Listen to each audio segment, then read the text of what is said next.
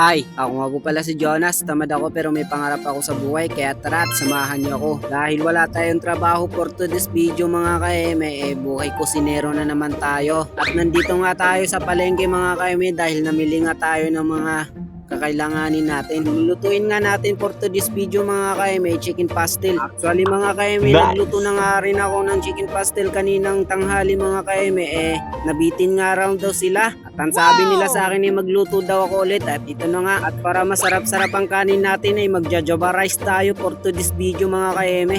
At ayan na nga, pinaglalagyan ko ng mga etc. At yan naman ay pampakulay natin sa kanin na lulutuin natin.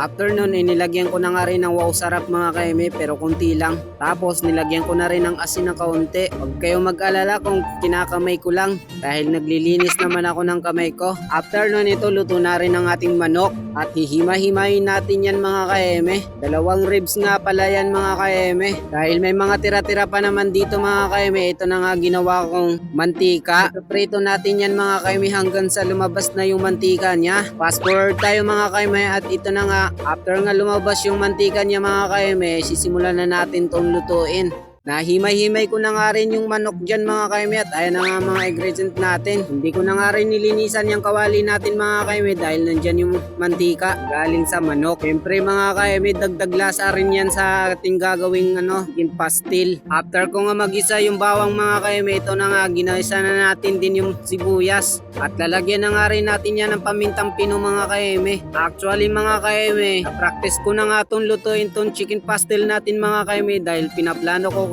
gawing negosyo dahil sa patok na patok nga to mga kaeme. Lagyan ko na nga rin yan mga kaeme ng margarine. Optional lang yan mga kaeme. Yung iba ko kasi nakikitang nagluluto ng chicken pastel mga kaeme, more on mantika. Nilagyan ko na nga rin yan ng chili mga kaeme. Pero kakaunti lang mga kaeme, kumbagay patikim lang. Yung ba'y may sipa. Uy! Actually mga kaeme, depende rin sa flavor ng ating chicken pastel. Basta ang chicken pastel na gagawin ko ngayon for today's video mga kaeme, maanghang, yung sumisipa sa dulo. After nun mga kaeme, lalagyan na natin tong himay-himay natin na manok. After nga nun mga kaeme, lalagyan natin ng pampakulay. Nakakalimutan ko nga anong pangalan nito. Bagay, nakakalimut na. Pag ba naman naka-move on na Ayun na!